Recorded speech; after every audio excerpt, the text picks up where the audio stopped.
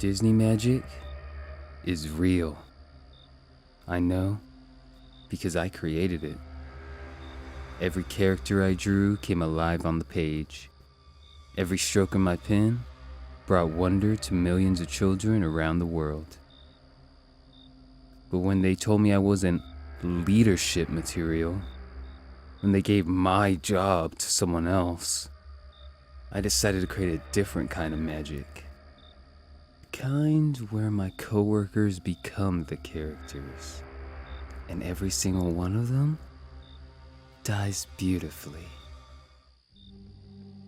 My name is Tony Brennan. I was the best artist Disney Studios ever had. And when they rejected me, I turned their dreams into nightmares. They said I wasn't leadership material. Now, I'm leading them straight to their graves. For 8 years, I poured my soul into Disney. Every princess, every hero, every magical creature that made children believe in wonder, I brought them to life. I worked 16-hour days, missed holidays, sacrificed relationships, all for the magic. All for the dream of becoming lead artist. Then, Jason Kellerman, my supervisor, called me into his office. I thought it was finally happening. 8 years of waiting. 8 years of proving myself. "Tony," he said, looking me straight in the eye. "You're talented, but Jared's a better fit. You're not leadership material." Leadership material? Jared couldn't draw a stick figure if his life depended on it. But he played golf with the executives, laughed at their jokes, kissed the right asses. I walked out of that meeting with my sketchbook pressed so hard against my chest, it left bruises. But I wasn't broken. I was inspired. That night, I sat at my drafting table and opened to a fresh page. But instead of drawing magic, I drew truth. A man choking on ink. A shadowy figure in a Mickey suit is standing over him. The detail was exquisite. The suffering, beautiful. I smiled for the first time in weeks because I realized something important. Art isn't just about creation. Sometimes it's about destruction. The next day, I followed the Mickey performer home. Rick Martinez, 23 years old, drama school dropout. Thought putting on a costume made him special. He was on his phone, laughing at some stupid joke, completely oblivious. We passed the cast parking lot, through the employee gate, into the alley, behind the maintenance trailers. I'd spent hours preparing the pen, gutted the ink chamber, filed the tip to a jagged point. It looked innocent enough, just an artist's tool. I waited until he turned the corner. Then, I stepped out of the shadows and drove the pen straight into his throat. His laughter gargled into silence. He dropped like a marionette with cut strings. Beautiful. Poetic. Perfect. I took the Mickey suit. It smelled like sweat and latex and fear. I cleaned it carefully, sewed up the tears, and made it mine. When I looked in the mirror, I realized something profound. The suit fit me better than it ever fit him, like it was always meant to be mine. That night, I drew my first masterpiece, The Kill. Captured in exquisite detail, the ink blended beautifully with the red pencil. But this wasn't just documentation. This was art. Real art. The kind that captures truth, not fantasy. The next night, I chose Marcus Chen from the sound department. He always called me background filler. Said my art was pretty, but pointless. I waited in the lower corridor by the editing bay. The Mickey suit made me invisible. Just another performer heading home late. He didn't even flinch when I stepped out of the shadows. Why would he? Mickey Mouse is supposed to be magical, harmless, safe. I'd sharpened a plastic ruler that morning, filed it to a precise edge, clean lines, professional tools for professional work. One slice across the throat, clean, efficient, artistic. He collapsed against the wall, fingers clutching at nothing but air.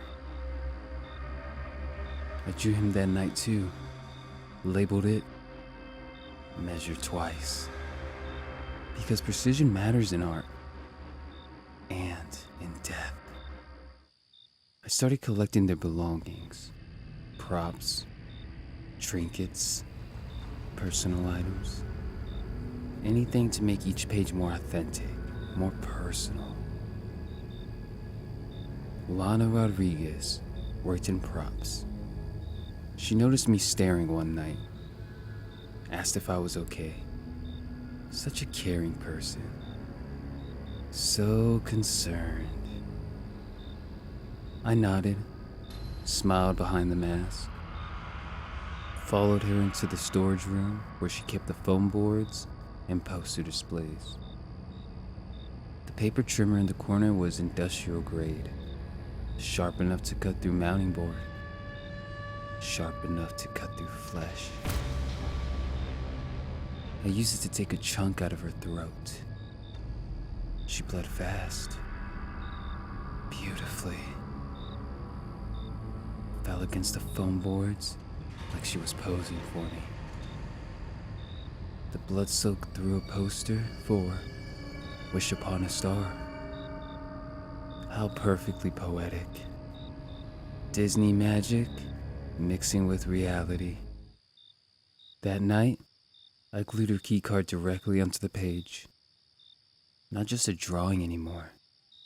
Mixed media. Interactive art. I wear the Mickey suit every night now. Sometimes I didn't even take it off. The smile on my mask began to feel natural, like it belonged to me. People at work started noticing Mickey was around more often. Late nights, early mornings. Always helpful, always smiling. Then there was Esther Montoya, animation trainee. She used to talk to me during lunch. She said she liked my shading technique. No one ever complimented my shading before. She'd sit on the bench behind the animation building, eating strawberries, looking at me like I mattered. Started sketching her too, but I didn't draw her dying. I drew her watching, always watching, witnessing my work. She was different, pure. She understood art. She understood me. So I saved her for last. But first, there was Jason. The man who destroyed my dreams. Who looked me in the eye and called me inadequate. I waited in his office after hours. Lights off. Mickey heads on. The blood from the night before was still fresh on the suit. When Jason walked in and flipped the switch, I stood up slowly. Let him see me. Let him understand. Tony? What the hell are you doing? Why are you wearing that costume? Words were for the weak. For people who needed to explain themselves. Art speaks louder than words. I raised a paper cutter above my head. Industrial grade. The kind used for mounting presentations. For cutting through executive BS. I threw it with perfect accuracy. 8 years of precise hand movements. 8 years of artistic training. It hit his back like a cleaver. He screamed and dropped. I walked over calmly, rolled him onto his back. He was crying, begging, finally showing me some respect. I pulled out my sketchbook, flipped through every page slowly, held it up so he could see his entire staff, drawn in exquisite detail, gasping, dying, beautiful. I pointed at the last blank page, his page. Now can I get the lead position? I asked. He didn't answer, so I grabbed the cutter again and slit his throat. Blood soaked the bottom of his future portrait. I signed the corner in his blood. T.B. Tony Brennan. Lead artist. Finally. I saved Esther for last. Not because I hated her. Because I didn't. Because she was the only one who saw me as an artist, not just an employee. I waited outside the dressing room, patient, artistic. This had to be perfect. She deserved perfection. She stepped out in her mini costume and froze. Her eyes locked onto mine. Not the mask, but somehow seeing through to the man underneath. Tony! Oh my God! What have you done? I tilted my head, studied her face. The way fear changed her features. The way terror made her more beautiful. More real. I held up my sketchbook, let her see the masterpieces. All the colleagues she'd never see again. All the magic I'd created. Please, don't do this. You're better than this. Your art. It was beautiful. Why did you change it? She backed away slowly. I didn't chase her. Didn't need to. This wasn't about the kill.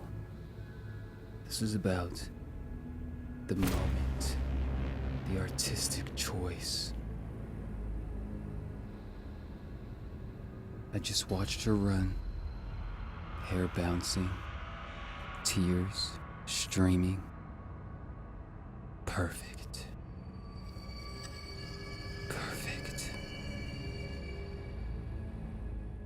That night, I drew her running.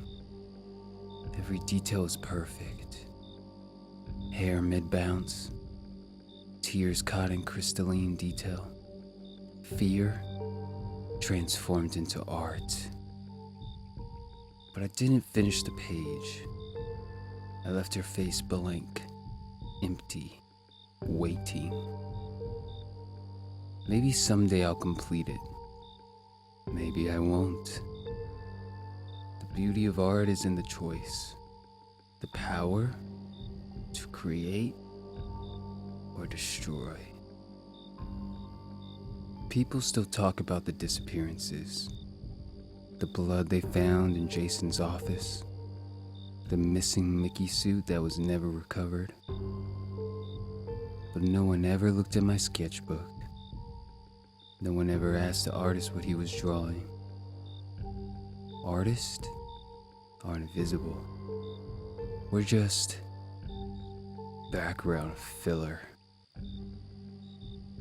My portfolio is still growing, page by page, death by death. Each one more beautiful than the last. I've already started my next series, The Ones Who Got Away. Esther is the first one, but not the last. There are other companies, other artists who don't appreciate true talent.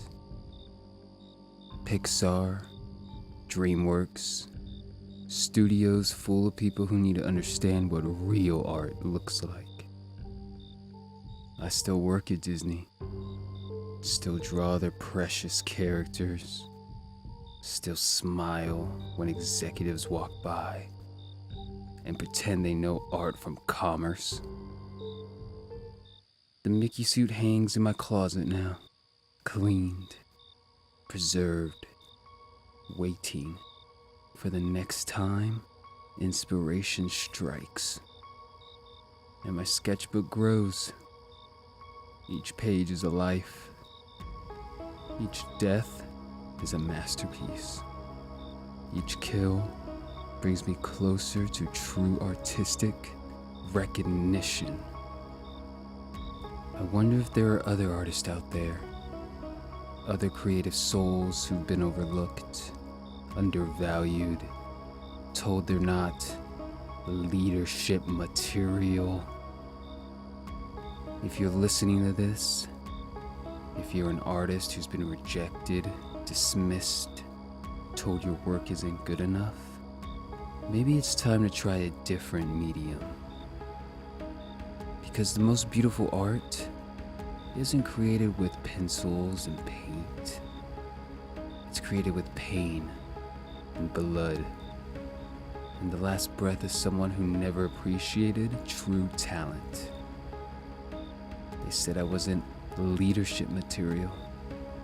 Now I'm leading a revolution, one death at a time.